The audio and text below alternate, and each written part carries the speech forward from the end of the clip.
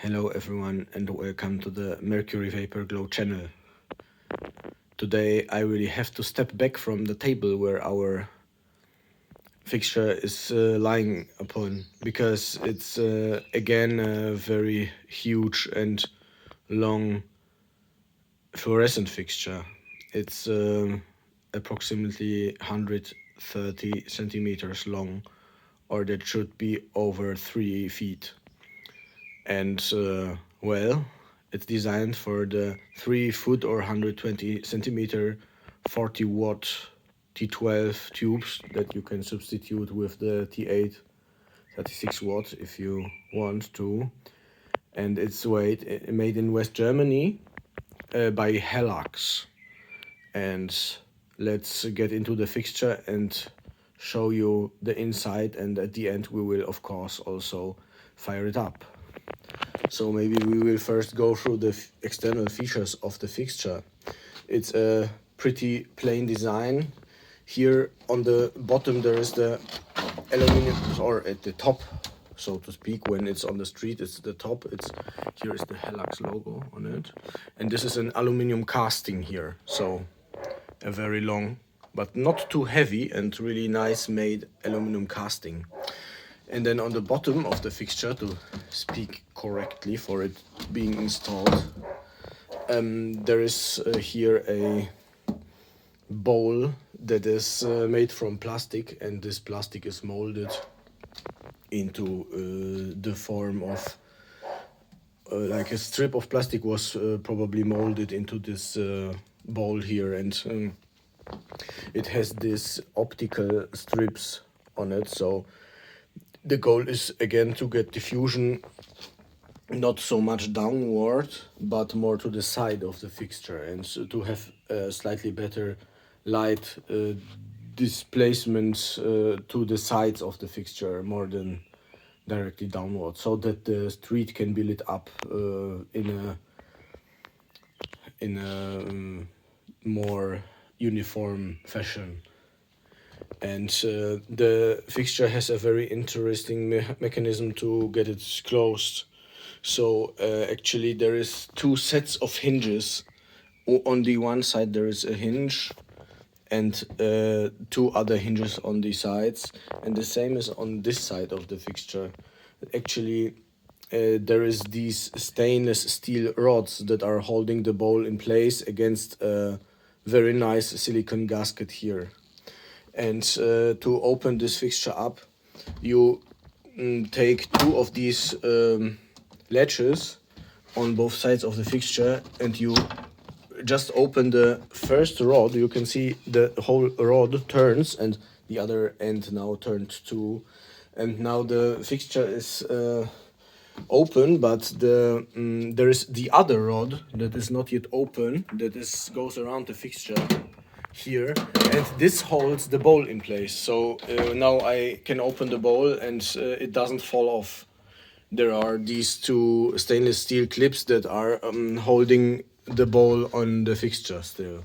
So it's pretty funny looking. Now it has this rod that's sticking out, and then there's the other rod here. So it's a pretty funny design, but I must say that it holds the bowl in place very, very well. And then of course I have the substitute tubes in it, so it's T8 Phillips tubes. I think TLD 36 watt 33 is the color, so it's a little older tubes with lower color rendering. You have this typical German clip-in holders here that are pretty sturdy and hold the tube in the fixture no matter what. Then this is like the luxury version of the fixture that has a very, very nice reflector made out of aluminum, so it reflects the light of the tubes back onto the street, and it doesn't get lost inside the fixture. That's very nice. And here are the two starters, because this is a preheat fixture, of course, like most of these German fixtures are. And here are the other lamp holders, and here are the stickers. So you can pause the video if you want to read it. It says it's a what it is. It's LLP 36 watt, it's the lamp, and then LRB 304 minus 5, 2 times 40 watt is the fixture. And it says not to scratch the aluminum reflector also, so very nice fixture here. It's of, I would say, very high quality. The quality standard is very high with this fixture. The only thing that I have noticed is that there may be corrosion here on the holder that is inside the fixture. There is a holder, I will show it here in a second. It's prone to corrosion. I guess they didn't corrosion proof it as much as the rest because they deemed it unnecessary since it's always inside the fixture. But I have a few of these fixtures and some of them had corrosion. I had even to paint it a little bit and make the corrosion go away.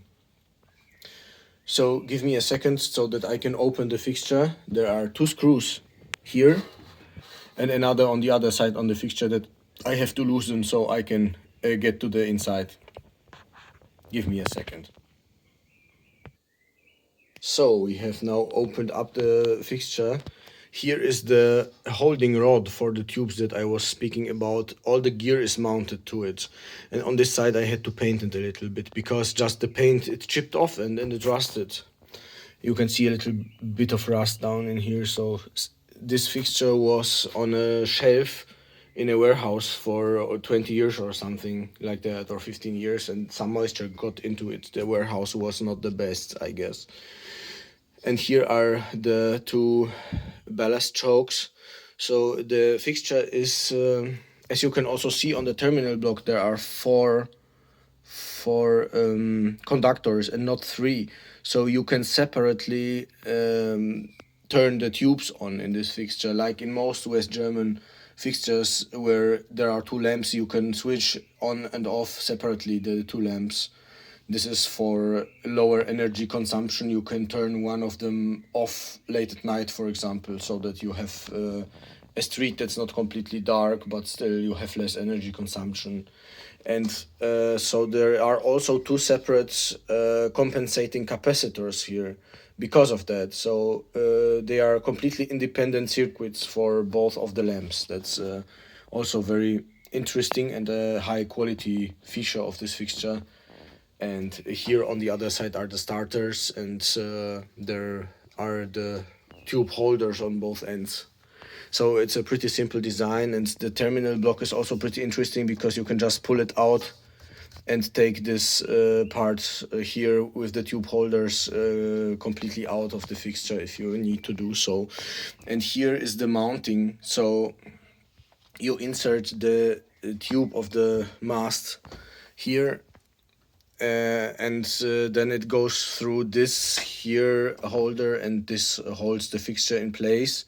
And this is just a slip fitting. There is no screws here or anything. The only screws that are holding it are these 2. And then it butts against this holder here, and the cable goes in here, and you can connect to the terminal block. So it's very simple also. So, having looked at the inside of the fixture, we can now reassemble it for firing it up and seeing how it works. Give me a second, please.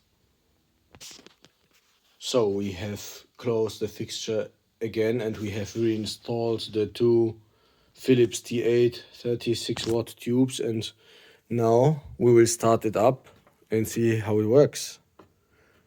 Let's go. Blink blink, it's a preheat fixture after all, with traditional starters in it. So, but it's for a fluorescent fixture a little less spectacular than for the fixtures that you have with mercury vapor or high pressure sodium or whatever. So you have a little less of warm up time, and it's on pretty much instantly. If we were in a very cold climate and the tubes were very cold, like frost temperatures below freezing temperatures, then the fixture would of course have a few minutes of start up warm up time, and the bowl is here to hold in the heat from the tubes, so they eventually warm up and get to operating temperature where the light output is the best, even if in winter conditions. So West Germany can have temperatures well below freezing, so still they use these fixtures, so they can do that after the warm up time of the tubes. All right, so that's for our Hellux LRB 2 times 40 watt fluorescent fixture. I hope you liked the video, and thank you very much for watching, and see you soon. Bye bye.